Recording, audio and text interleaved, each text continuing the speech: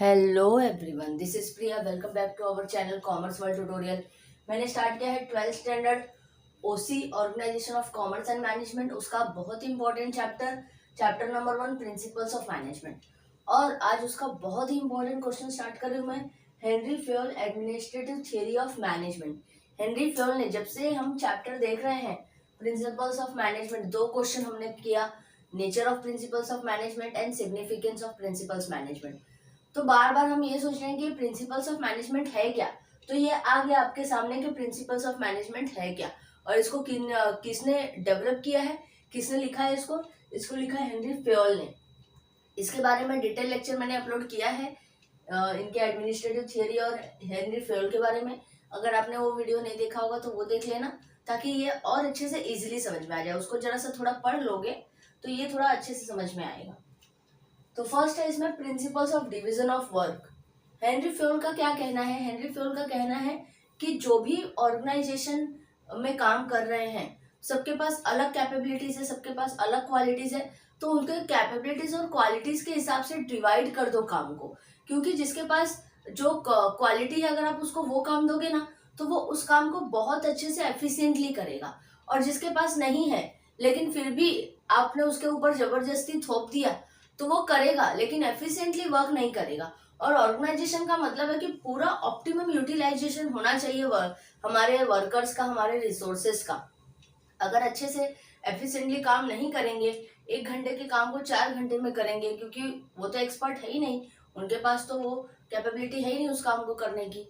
तो उससे क्या होगा, ऑर्गेनाइजेशन को अल्टीमेटली लॉस होगा। इसलिए बेटर है कि राइट पर्सन को राइट जॉब दो, जिसकी जो जरूरत है, जिसकी जो कैपेबिलिटीज है, उसको वही काम देना चाहिए। According to this principle, the work is divided different kind such as technical, financial, accounting etcetera. यानी जो वर्क है उसको अलग अलग डिपार्टमेंट में डिवाइड कर दो। कुछ लोग टेक्निकल डिपार्टमेंट, कुछ फाइनेंशियल डिपार्टमेंट में, कुछ अकाउंटिंग डिपार्टमेंट में। It is assigned to employees as their qualities and capabilities. यानी कि उनको कैसे असाइन करना है, कैसे काम देना है एम्प्लॉयज को, उनके क्वालिटीज और कैपेबिलिटीज के हिसाब से।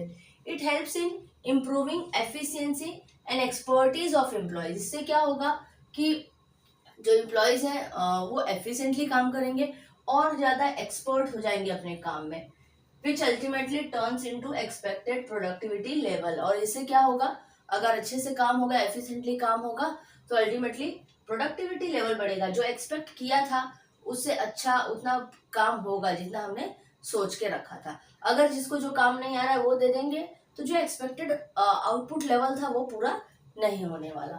Next one, principles of authority and responsibility.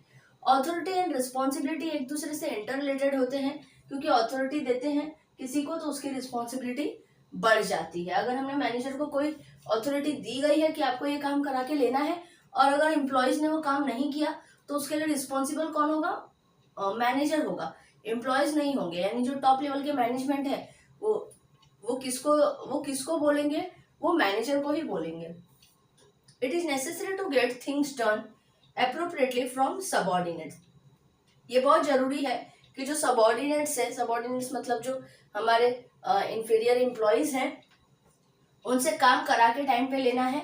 Authority always comes with the responsibility. Authority हमेशा रिस्पॉन्सिबिलिटी के साथ चलता है। अगर आपको कोई अथॉरिटी दी गई है तो उसके साथ साथ आपके ऊपर रिस्पॉन्सिबिलिटी भी बढ़ गई है। If the manager is given the authority to complete a task within a given time, and he should be held responsible if does not complete the work in given time।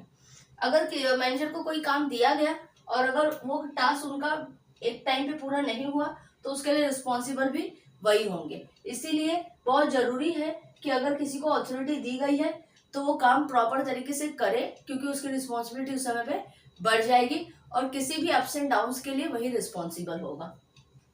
Next one, principle of discipline. Discipline words तो आप बचपन से सुनते आ रहे हो, school से ही। Discipline follow करना बहुत जरूरी है। तो डिसिप्लिन फॉलो करना हर एक जगह जरूरी है, चाहे अपना घर हो, चाहे अपना स्कूल हो, चाहे आप कहीं काम कर रहे हो, हर जगह डिसिप्लिन जरूरी है। क्योंकि अगर डिसिप्लिन नहीं होगा ना, तो जो ऑब्जेक्टिव्स है ना ऑर्गेनाइजेशन का, वो पूरा नहीं होगा। डिसिप्लिन नहीं होगा तो किसी का आने जाने का टाइम नहीं होगा, किसी का काम पूरा नहीं होगा, किसी का टारगेट पूरा नहीं होगा। तो ऑर्गेनाइजेशन का ऑब्जेक्टिव यानी ऑर्गेनाइजेशन का गोल पूरा नहीं होगा। तो डिसिप्लिन मेंटेन करना बहुत जरूरी है किसी भी ऑर्गेनाइजेशन में, चाहे वो छोटा हो चाहे बड़ा। According to Fayol, discipline is most essential things in the organisation. Discipline helps to achieve the goals in the organisation. Discipline के वजह से ही, डिसिप्लिन के हेल्प से ही हम अपने ऑर्गेनाइजेशन के गोल्स को अचीव कर सकते हैं। There must be clear understanding between the management and workers regarding the organisation rule. और मैनेजर और एम्प्लॉयज के बीच में प्रॉपर एक अंडरस्टैंडिंग होना चाहिए कि ऑर्गेनाइजेशन का जो रूल्स एंड रेगुलेशन बनाया गया है उसको सब फॉलो करेंगे। हर एक लेवल के मैनेजमेंट फॉलो करेंगे, हर एक लेवल के एम्प्लॉयज फॉलो करेंगे, चाहे वो टॉप लेवल हो या लोअर लेवल, यानी कि जो रूल्स बनाए गए हैं वो सबके लिए बनाएंगे, तो उसको आपको फॉलो करना है। अगर आप उसके अगेंस्ट में खड़े हो जाओगे तो इससे ऑर्गेनाइजेशन का लॉस होगा, और कहीं ना कहीं ऑर्गेनाइजेशन के लॉस से आपका पर्सनल लॉस भी होगा। इसलिए जो डिसिप्लिन बनाया गया है उसको सबको फॉलो करना है। It is observed eight levels of management, और ये हर एक लेवल के मैनेजमेंट के लिए भी एप्लीकेबल है। ऐसा नहीं है कि बस लोअर लेवल के मैनेजमेंट के लिए डिसिप्लिन बनाया गया है, ये टॉप लेवल के हैं तो इनको कोई लेना देना नहीं है। सबके लिए सब कुछ सेम रहता है, चाहे आप टॉप लेवल पे हो तो भी आपको डिसिप्लिन फॉलो करना है, रूल्स रेगुलेशन फॉलो करना है, लोअर लेवल पे हो तो भी, मिडिल लेवल पे हो तो भी, यानी कि सबके लिए ये बनाया गया है। तो हेनरी फ्योल ने ये सब प्रिंसिपल दिए हैं जिनको फॉलो करके ऑर्गेनाइजेशन को काफी ज्यादा प्रॉफिट होने लगा है। Next one, principle of unity of command. Command का मतलब होता है किसी को ऑर्डर देना। तो हेनरी फ्योल इसमें क्या सजेस्ट कर रहे हैं कि एक पर्सन को कभी कोई एक ही कमांड यानी एक ही ऑर्डर दो। अगर एक जन को 4 लोग ऑर्डर दे दोगे तो वो कंफ्यूज हो जाएंगे कि किसके काम को पहले करे। जैसे कि हमारे घर में कोई बच्चा है, अब छोटे बच्चों को हम थोड़ा सा उठने की वजह से, हम अपना काम खुद ना करने की वजह से छोटे बच्चे लोग को ये दे दो वो दे दो। मान लो कोई लड़का है, उसको हमने बोल दिया पानी लेके आओ, किसी ने बोल दिया झाड़ू मार दो, किसी ने बोल दिया किचन में जाओ, तो वो एक साथ में किसका काम करेगा? वो कंफ्यूज हो जाएगा कि किसका काम करे पहले, और फिर वो किसी का काम नहीं करेगा, मतलब कि किसी का भी नहीं हुआ, ना आपका ना हमारा ना उनका। उससे बेटर है कि कोई एक ही जन बोले एक बार में, ताकि वो एक जन का काम पूरा करे। तो ये है यूनिटी ऑफ कमांड, कि एक सबऑर्डिनेट को एक सुपीरियर ही ऑर्डर देगा, बस एक का ही वो काम करके रिटर्न में देगा। Each member of the organisation should receive order from only one superior.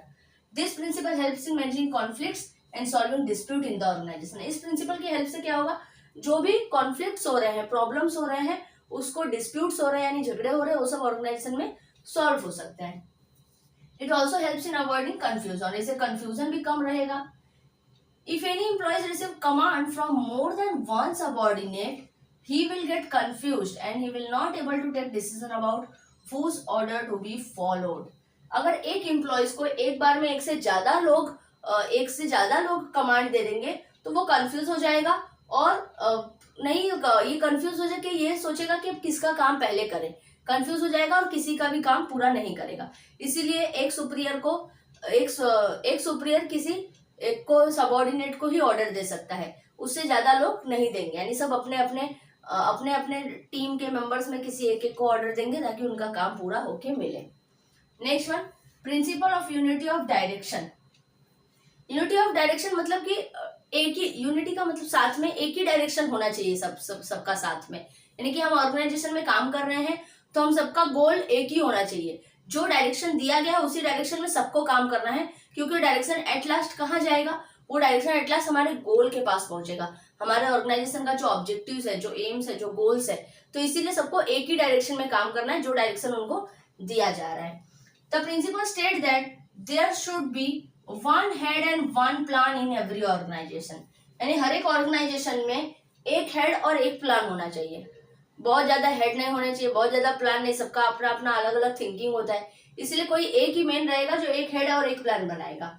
Each group in the organisation should have same objective and group should be directed by one manager using single plan। हर एक group में जितने भी department है या जितने branches हैं, सबके एक ही सेम ऑब्जेक्टिव होने चाहिए, सबका अलग अलग ऑब्जेक्टिव नहीं, सबका सेम ऑब्जेक्टिव होना चाहिए ग्रुप में। और एक ग्रुप को कोई एक ही मैनेजर अपना सिंगल प्लान बताएगा ताकि उसी प्लान पे सब काम करे। जैसे हमने यहाँ पे देखा कि एक सुपीरियर एक सबऑर्डिनेट को ऑर्डर दे सकता है, तो वहां पे एक ही मैनेजर रहेगा जो पूरे एक ग्रुप को एक सिंगल प्लान डायरेक्ट करेगा, और उसी के डायरेक्शन में फिर सारे ग्रुप को, सारे मेंबर्स को काम करना है। तो अगर एक से ज्यादा लोग रहेंगे तो क्या होगा, कंफ्यूजन क्रिएट हो जाएगा, सबका अलग अलग प्लान हो जाएगा। इसीलिए जो डायरेक्शन दिया जा रहा है उसी डायरेक्शन में सबको काम करना है और एक ही हेड एक ही प्लान होना चाहिए। Next one, principle of subordinate of individual interest to organisational interest.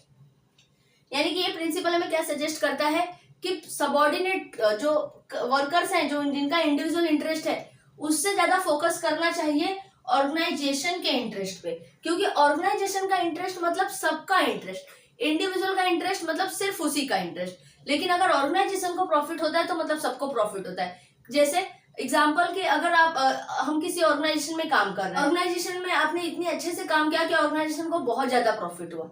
अगर ऑर्गेनाइजेशन को बहुत अच्छा प्रॉफिट हो रहा है तो फिर उससे क्या होगा, जो हमारे टॉप लेवल के मैनेजमेंट है काफी हैप्पी हो जाएंगे और फिर वो उसके अगेंस्ट में हमें बोनस, रेम्युनरेशन, हमारा इंक्रीमेंट, हमारा मोटिवेशन, ये सब कुछ बढ़ाएंगे। लेकिन अगर हम अच्छे से काम नहीं करेंगे या सिर्फ हम अपने पर्सनल प्रॉफिट के बारे में सोचेंगे तो हमारा पर्सनल प्रॉफिट होगा लेकिन ऑर्गेनाइजेशन को लॉस होगा। अगर ऑर्गेनाइजेशन को लॉस होता है तो अल्टीमेटली वो सारे वर्कर, सारे सबऑर्डिनेट का लॉस होता है। तो इसीलिए कभी भी ऑर्गेनाइजेशन के इंटरेस्ट के बारे में सोचना चाहिए, इंडिविजुअल इंटरेस्ट के बारे में नहीं सोचना चाहिए। According to this principle, interest of an individual must be given less important than organisation. यानी कि इस प्रिंसिपल के अकॉर्डिंग हमें इंडिविजुअल के इंटरेस्ट पे कम इंपॉर्टेंट देना चाहिए compare to organisation.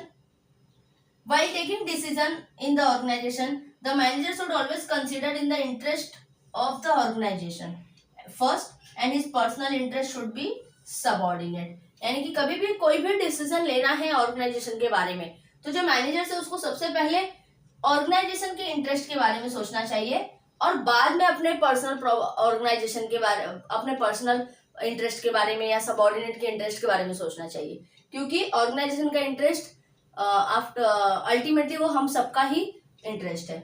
Next one, principle of centralisation.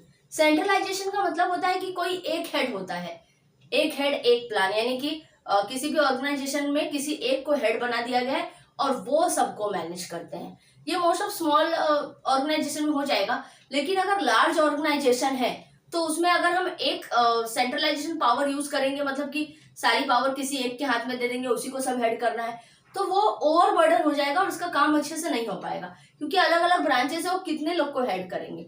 तो इसीलिए जो लार्ज ऑर्गेनाइजेशन है उसमें डिसेंट्रलाइजेशन पावर यूज होता है कि मतलब उसमें काफी ज्यादा हेड बनाए जाते हैं। मतलब एक तो जो एकदम टॉप हेड है लेकिन उनके नीचे कई सारे हेड बनाए जाते हैं, अलग अलग ब्रांच में एक एक मैनेजर, मैनेजर के अंदर डेप्यूटी मैनेजर, जनरल मैनेजर, सब अलग अलग बनाए जाते हैं ताकि प्रॉपर बाद में एक किसी हेड को पूरा रिपोर्ट जाए, लेकिन अपने अपने टीम का, अपने अपने ग्रुप का प्रॉपर रिपोर्ट कलेक्ट किया जा सके।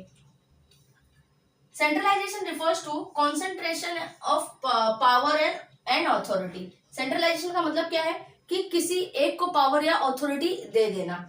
इन some organisation the power is vested in one hand and few hand. किसी ऑर्गेनाइजेशन में क्या होता है, एक हाथ में या कुछ हाथों में ये पावर और अथॉरिटी दी जाती है, अथॉरिटी दे दी जाती है, पावर दे दिया जाता है कि आपको ये पूरा इतना मैनेज करना है। This occurs in small organisation, but ये स्मॉल ऑर्गेनाइजेशन में होता है।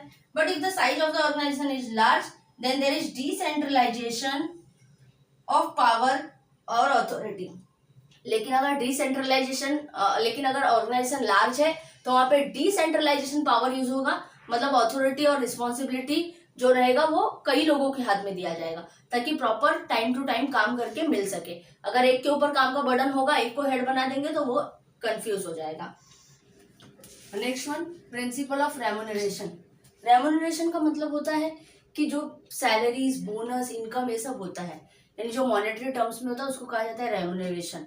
तो जब भी जब हम किसी स्टाफ को रखे हैं, किसी एम्प्लॉयज को रख रहे हैं काम पे, तो उनको प्रॉपर रेम्युनरेशन देना है, यानी कि प्रॉपर पेमेंट देना है। प्रॉपर अच्छे से पेमेंट देंगे टाइम टू टाइम, तभी वर्कर हमारे यहाँ पे काम करेंगे। अदरवाइज फिर वो काम, अगर हम प्रॉपर टाइम पे काम करवाना है हमें तो उनको टाइम पे पेमेंट देना पड़ेगा, और अगर टाइम पे पेमेंट नहीं मिलेगा तो फिर उसका एक लॉस हो सकता है कि वो काम छोड़ के चले जाएंगे, और काम छोड़ के चले जाएंगे तो फिर हमें क्या करना पड़ेगा, वापस से नए एम्प्लॉयज को रखो, फिर उनको ट्रेनिंग दो, तो ये एक लॉन्ग प्रोसेस हो जाता है जिससे बिजनेस को काफी लॉस होता है। Appropriate remuneration to staff is the principle to keep them satisfied financially as well as retain them for long span of time within the organisation. मतलब अगर हम प्रॉपर तरीके से रेम्यूनरेशन देंगे, सैलरीज बोनस सब देंगे, तो फिर उससे हमारे जो स्टाफ है वो फाइनेंशियली सेटिस्फाइड भी होंगे और ये इजी होगा कि हम उनको लॉन्ग स्पेन ऑफ टाइम तक रखें, यानी हम अपने ऑर्गेनाइजेशन में उनको बना के रखें। क्योंकि आजकल कैसा है, जहाँ पे थोड़ा पैसा ज्यादा मिलता है लोग छोड़ के दूसरी जगह चले जाते हैं।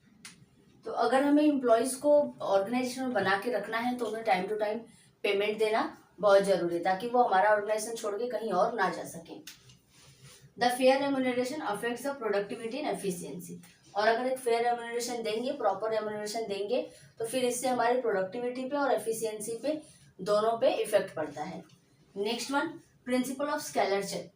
स्केलर चेन का मतलब होता है एक हायरार्की ऑफ अथॉरिटी, यानी कि प्रॉपर ऑर्डर देना, लोअर टॉप लेवल से मिडल लेवल, मिडल लेवल से लोअर लेवल। यानी अगर कोई भी हमें कोई भी अगर चीज पास करना है, किसी को कुछ बताना है, जैसे टॉप लेवल को हमें कुछ बताना है तो हम मिडल लेवल को बताएंगे, मिडल लेवल जाके टॉप लेवल को बताएंगे, तो इससे क्या होता है ना, वो एक लंबा सा प्रोसेस हो जाता है।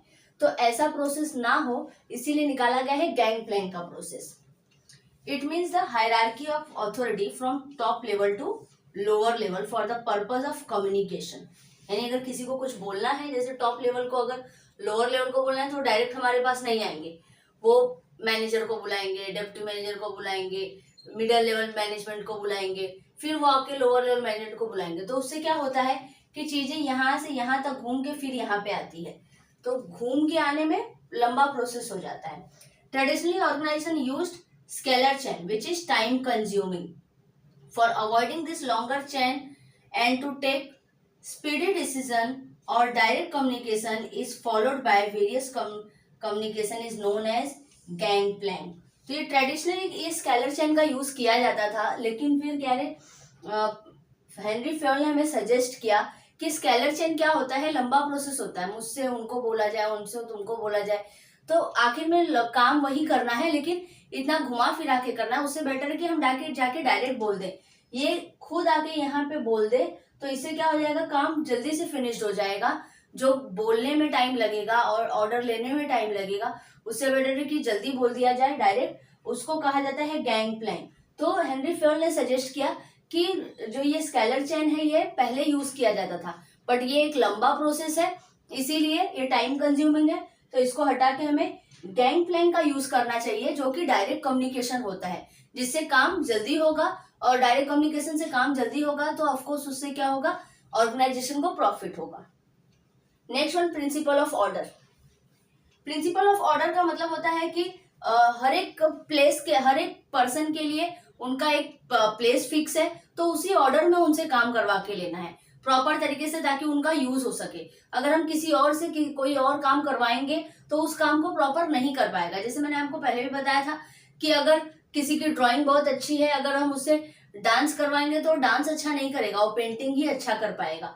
तो जिस काम में एक्सपर्ट है उसको उसी प्लेस पे रखो, ताकि वो अच्छे से उस काम को कर सके, जिसका पूरा बेनिफिट, पूरा उसका यूटिलाइजेशन हो और उसका पूरा बेनिफिट हमारे ऑर्गेनाइजेशन को मिले।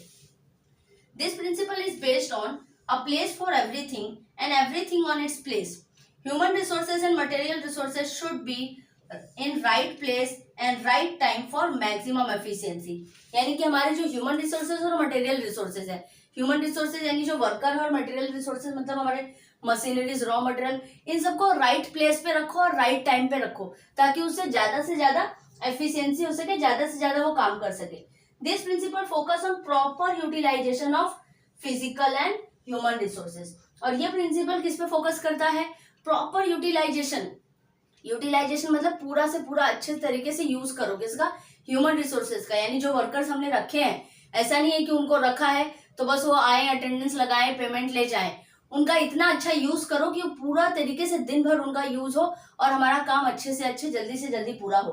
तो ये एक प्रिंसिपल फोकस करता है कि प्रॉपर यूटिलाइजेशन हो और हर चीज को प्रॉपर प्लेस पे रखो, ताकि हम उनका सही यूज कर सके और उनसे ज्यादा एफिशिएंटली वर्क करवा सके, जिससे अल्टीमेटली हमारे ऑर्गेनाइजेशन का ज्यादा से ज्यादा प्रॉफिट हो। Next one, principle of equity. Equity का मतलब ही होता है इक्वल, यानी ऑर्गेनाइजेशन में जितने लोग काम करते हैं सबको एक इक्वल तरीके से ट्रीट करना है। यही नहीं कि ये हमारा फ्रेंड है तो इसको कम काम दे दो, इसका सारा बर्डन दूसरे पे डाल दो, या फिर अलग अलग डिपार्टमेंट में लोग हैं तो उनके साथ अलग तरीके से ट्रीट करो। जो जिस डिपार्टमेंट में है, जिस लेवल पे है, उन सबका पेमेंट सेम होना चाहिए। जैसे कि अगर मैं सेल्स डिपार्टमेंट में हूँ, आप परचेज डिपार्टमेंट में है, मैं भी मैनेजर, आप भी मैनेजर, तो हम दोनों का जो पेमेंट है वो इक्वल होना चाहिए। क्यों? क्योंकि डिपार्टमेंट अलग है लेकिन पोस्ट अलग है। अदरवाइज क्या होगा, अगर कि दोनों में से किसी एक का पेमेंट ज्यादा होगा तो या तो मैं वहां जाना चाहूंगी या तो आप वहां आना चाहेंगे, क्योंकि उस डिपार्टमेंट में पेमेंट ज्यादा है। इसीलिए ये सब इक्वालिटी होनी चाहिए, इसमें डिस्क्रिमिनेशन यानी भेदभाव नहीं होना चाहिए। क्योंकि अगर भेदभाव हुआ तो इससे जो हमारे वर्कर्स हैं उनके माइंड में भेदभाव रहेगा, डिस्क्रिमिनेशन रहेगा, और वो काम को अच्छी तरीके से नहीं कर पाएंगे। While dividing the work, delegating the authority, and deciding the monetary terms, etc., there should be not any discrimination between employees. जब हम काम डिवाइड करेंगे, किसी को कोई अथॉरिटी देंगे, और जब उनका मॉनेटरी टर्म्स यानी कि रेम्यूनरेशन फिक्स करेंगे, तो उस समय पे कोई भी एम्प्लॉयज के बीच में किसी भी टाइप का डिस्क्रिमिनेशन नहीं होना चाहिए। It also suggested that remuneration should not depend on department but at the level on which subordinates are working. जो अभी मैंने आपको बताया कि रेम्यूनरेशन फिक्स करते समय डिपार्टमेंट को नहीं देखना है, लेवल को देखना है कि कौन से लेवल पे कौन काम कर रहा है। डिपार्टमेंट कोई भी हो, लेवल एक है तो उनका पेमेंट एक होना चाहिए, ताकि वो एफिशिएंटली, फ्री माइंडेड, पीसफुली काम कर सके। उन्हें ऐसा, उनके मन में ऐसा ना रहे कि उस डिपार्टमेंट में ज्यादा पैसा मिलेगा, उस डिपार्टमेंट में कम मिलेगा तो हम उसमें नहीं जाएंगे। तो ये सारी चीजें ऑर्गेनाइजेशन में नहीं होनी चाहिए। सबके बीच में इक्वालिटी होना चाहिए ताकि वर्कर्स सही टाइम पे सही से अच्छे से काम कर सकें। Next one, principles of stability of tenure. Tenure मतलब हम जॉब भी बोल सकते हैं, टाइम पीरियड जॉब की, यानी कि ये प्रिंसिपल हम क्या सजेस्ट करते हैं डिफॉल्ट, कि जो हमारे यहाँ एम्प्लॉयज काम कर रहे हैं उनको अपनी जॉब सिक्योरिटीज होनी चाहिए, उनके जॉब जाने का कोई डर नहीं होना चाहिए। क्योंकि अगर एक बार जॉब सिक्योरिटीज हो जाती है तो लोग परमानेंट काम करते हैं। अगर मैं कहीं काम कर रहा हूँ और मुझे पता है कि मुझे 2 महीने बाद यहाँ से चले जाना है, तो मैं उस एफर्ट से, उस मेहनत से काम नहीं करूंगी जितना मुझे करना चाहिए। क्योंकि मुझे तो पता है कि मुझे 2 महीने में जाना है, तो यहाँ कुछ भी हो मुझसे क्या मतलब, मुझे तो 2 महीने में जाना है। लेकिन अगर हम फिक्स हो गए कि हाँ हमें अब यहीं पे काम करना है, हम परमानेंट हो गए, हमें यहीं पे रहना है, तो हम उसमें बहुत अच्छे मेहनत से काम करेंगे। और अगर एक जगह पे अच्छे से काम करो तो इससे ऑर्गेनाइजेशन को भी प्रॉफिट होता है। तो और अगर परमानेंट कोई है कहीं पे तो किसी को टेंशन नहीं रहेगा कि अगर मैं 2 महीने बाद मुझे यहाँ से जॉब छोड़ना पड़ेगा। तो अगर उसको छोड़ने का डर रहेगा तो उसको कहीं ना कहीं ज्वाइन करने के लिए वो दिमाग में उसका टेंशन चलता रहेगा, तो वो आपके यहाँ काम अच्छे से नहीं कर पाएगा। तो अगर वर्कर्स काम कर रहे हैं, कोई एम्प्लॉयज काम कर रहे हैं, तो उनको पूरी जॉब सिक्योरिटीज होनी चाहिए, उनको जॉब से निकाले जाने का डर नहीं होना चाहिए, और कंपनी बंद होने का डर नहीं होना चाहिए, यानी पूरी सिक्योरिटी रहेगी, तभी वो मन लगा के अच्छे से काम करेंगे। At the time of recruitment of the employees, the manager should ensure them about stability of job and security. यानी कि जब रिक्रूटमेंट करते हैं, जब उनका सिलेक्शन करते हैं, तभी उसी टाइम पे उनको उनके स्टेबिलिटी ऑफ जॉब के बारे में, सिक्योरिटीज के बारे में प्रॉपर क्लियरली बता देना है। Insecurity in job always affect the efficiency of employees adversely, whereas job security minimize the employees turnover ratio। अगर जॉब में इनसिक्योरिटी रहेगा तो उससे हमारे एम्प्लॉयज के एफिशिएंसी पे इफेक्ट पड़ेगा, वो प्रॉपर तरीके से काम नहीं करेंगे। और अगर कह रहे जॉब फिक्स है तो फिर एम्प्लॉयज को इसका टेंशन नहीं रहेगा। और अगर जॉब इनसिक्योर है तो एम्प्लॉयज को यानी कंपनी से टर्नओवर रेशो बढ़ जाएगा, यानी कि एम्प्लॉयज छोड़ के जाना चालू करेंगे। और किसी को हम अगर अपने ऑर्गेनाइजेशन में रखते हैं तो हम उनको ट्रेनिंग देते हैं, ट्रेनिंग देने के बाद उनको एक्सपर्ट करते हैं, उन्हें टाइम देते हैं कि काम को सीखें। उसके बाद अगर वो काम छोड़ के जाते हैं तो इससे ऑर्गेनाइजेशन को बहुत ज्यादा लॉस होता है, क्योंकि फिर नए लोगों को बुला के नया ट्रेनिंग देना, ये सब एक काफी लंबा प्रोसेस होता है जिसमें काफी ज्यादा नुकसान होता है। तो इसीलिए जॉब सिक्योरिटी होनी चाहिए ताकि एम्प्लॉयज टर्नओवर रेशो कम हो जाए, यानी कि जो एम्प्लॉयज छोड़ के जा रहे हैं वो नहीं हो। Next one, principle of initiative. Initiative मतलब आगे कोई ना कोई आगे बढ़कर अपनी मर्जी से कोई ना कोई इनोवेटिव आइडियाज देना, ताकि जिससे ऑर्गेनाइजेशन को कुछ अच्छा बेनिफिट हो सके। Initiative refers to volunteering to do a work in innovative way. Initiative का मतलब यहाँ पे कि अपनी इच्छा से आगे बढ़ के कोई इनोवेटिव वे यानी नए आइडियाज के साथ नए तरीके से काम करना। The freedom to think and work on new ideas encourages employees to take initiative while working on a given task. अगर हम एम्प्लॉयज को फ्रीडम दे देंगे कि वो अपने तरीके से सोचे, अपने तरीके से कुछ अच्छा हमें सजेस्ट करे, तो इससे क्या होगा, एम्प्लॉयज जो है वो इनकरेज हो जाएंगे और वो काफी बहुत अच्छे तरीके से मन लगा के मोटिवेट होके काम करेंगे अगर हम उनके आइडियाज को सुनेंगे और उनके आइडियाज को फॉलो करेंगे तो। लेकिन अगर ऐसा नहीं होता है, बस उनको वो आके हमें बता रहे हैं, यानी मैनेजर एज ए मैनेजर वो आके बता रहे हैं हमें कि ये काम ऐसे करो तो ज्यादा बेनिफिट होगा, बट हम उनके बात को इग्नोर कर दे रहे हैं, हम अपने वे में ही काम कर रहे हैं और उनको यही कहा जा रहा है कि आपको जितना काम दिया उतना काम करो, तो फिर वो अच्छे तरीके से काम नहीं करेंगे। मतलब करेंगे बट वो उस तरीके से काम नहीं करेंगे। लेकिन अगर उनके आइडियाज को सुना जाएगा, उनके पास कोई अच्छा आइडिया होगा उसको सुना जाएगा और उससे बेनिफिट होगा, तो जिससे हमारे एम्प्लॉयज मोटिवेट होंगे और ऐसे और तरीके के आइडियाज लेके आएंगे। जैसे फेसबुक का जो लाइक बटन है वो उनके एक एम्प्लॉयज ने सजेस्ट किया था, जो आजकल इतना ज्यादा फेमस है। सबसे ज्यादा लाइक बटन को ही हम प्रेस करते हैं, लाइक बटन उनके एम्प्लॉयज ने दिया था। सोनी प्ले स्टेशन है, उनका जो वीडियो गेम है उनको भी उनके एक एम्प्लॉयज ने ही सजेस्ट किया था, एम्प्लॉयज के ही नाम से उसको बनाया गया है। तो ऐसे बहुत सारे कह रहे कंपनीज हैं बड़े बड़े जिसमें एम्प्लॉयज को ऐसा मौका दिया जाता है कि वो अपने नए नए आइडियाज लेके आए, जिससे उनका इंक्रीमेंट होता है, उनको मोटिवेशन मिलता है और ऑर्गेनाइजेशन को भी प्रॉफिट होता है। And last one, principle of spirit D corps. Spirit D corps का मतलब होता है कि टीम वर्क।